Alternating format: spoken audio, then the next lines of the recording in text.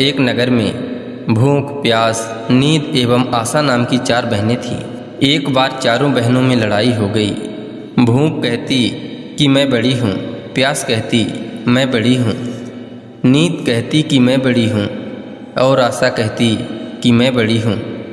चारों इस विवाद को लेकर राजा के पास पहुँची। एक ने कहा कि मैं बड़ी हूँ, दूसरी ने कहा कि मैं बड़ी हूँ, तीसरी ने कहा कि मैं बड़ी हूँ और इसी तरह चौथी ने भी कहा कि मैं बड़ी हूँ। राजा यह सुनकर सबसे पहले भूख से कहा कि भूख तुम बताओ, तुम कैसे बड़ी हो? तो भूख ने कहा, मैं इसलिए बड़ी हूँ क्योंकि मेरे ही कारण घर में चूल्हे जलते हैं, अच्छे अच्छे पकवान बनते हैं और जब थाली सजा कर दी जाती है तब मैं खाती हूँ, इसलिए मैं सबसे बड़ी हूँ। यह सुनकर राजा ने अपने सैनिकों को आदेश दिया कि जाओ और राज्य के प्रत्येक कोने कोने तक यह घोषणा कर दो कि आज से किसी के घर में भोजन नहीं बनेगा। फिर देखते हैं जब भूख को भूख लगेगी तो वह क्या करेगी। पूरा दिन बीत गया, पूरी रात बीत गई। जब सुबह हुई तो भूख को भूख सताने लगी, तो वह इधर उधर भोजन का तलाश करने लगी। जब उसे कुछ नहीं मिला तब वह भूख के कारण घर में पड़ी बासी रोटियों को खाने लगी। प्यास यह सब देख रही थी। वह तुरंत राजा के पास गई और बोली, हे राजन, भूख हार गई। वह घर में पड़ी बासी रोटियों को खा रही है। देखिए मैं सबसे बड़ी हूँ। राजा ने कहा, तुम बताओ कैसे बड़ी हो?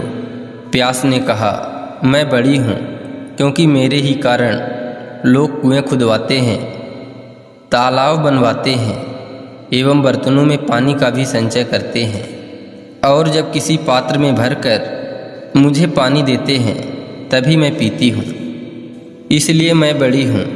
यह सुनकर राजा ने अपने सैनिकों को आदेश दिया कि जाओ पूरे राज्य में घोषणा कर दो कि कोई भी कुएं ना खुदवाएं, कोई भी बर्तनों में पानी ना भरे, सभी तालाबों और कुओं में कड़ी पहरा लगा दो।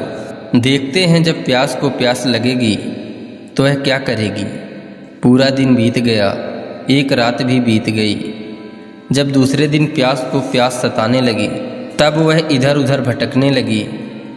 उसे जब कहीं भी पानी पीने को नहीं मिला तो वह मजबूर होकर गड्ढे का पानी पीने लगी।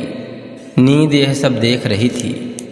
उसने तुरंत राजा के पास जाकर कहा कि राजन, प्यास हार गई, वह गड्ढे का पानी पी रही है, इसलिए मैं सबसे बड़ी हूँ। राजा ने कहा, तुम कैसे बड़ी हो?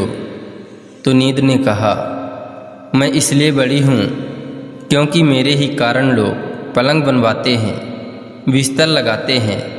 जब मुझे बिस्तर लगा कर देते हैं तब मैं सोती हूँ, नहीं तो मैं नहीं सोती हूँ। राजा ने अपने सैनिकों को आदेश दिया कि पूरे राज्य में घोषणा कर दो कि कोई भी पलंग ना बिछाए, उसमें बिस्तर ना डलवाए। नींद को जब नींद आएगी तो देखते हैं वह क्या करेगी। पूरा दिन बीत गया, आधी रात बीती तो नींद को नींद आने लगी, तो इधर उधर बिस्तर खोजने लगी। जब बिस्तर नहीं मिला तो वह मजबूर होकर ऊबड़ खाबड़ जगह पर ही सो गई। आशा यह सब देख रही थी। उसने तुरंत राजा के पास जाकर कहा कि राजन, नींद हार गई, वह ऊबड़ खाबड़ जगह पर बिना बिस्तर के ही सो गई, इसलिए बड़ी तो मैं ही हूँ। राजा ने कहा, तुम कैसे बड़ी हो?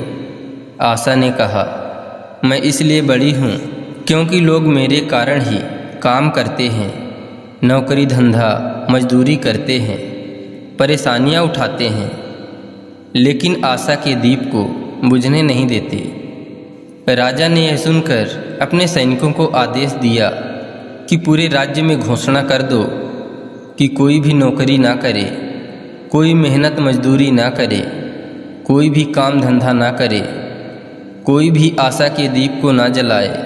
आशा को जब आस जगेगी तो देखते हैं कहाँ जाएगी। पूरा दिन बीता, आधी रात बीती। जब आशा को आस जगी तो वह इधर उधर गई लेकिन चारों तरफ सन्नाटा था। सिर्फ एक कुम्हार टिमटिमाते दीपक के प्रकाश में काम कर रहा था। वह वहां जाकर टिक गए। कुम्हार ने देखा, उसका सोने का दीपक, सोने की बाती और सोने का महल बन गया। दोस्तों, जिस प्रकार कुम्हार की आशा पूरी हुई, उसी प्रकार आप लोगों की भी आशा पूरी हो। आप लोग भी आशा का दीपक प्रज्वलित कर कर्म को करते रहिए। दोस्तों, आशा करते हैं यह कहानी आपको अच्छी लगी होगी, तो इस वीडियो को एक लाइक करके चैनल को सब्सक्राइब कर लीजिए एवं कमेंट में लिख दीजिए जय श्री कृष्णा, राधे राधे।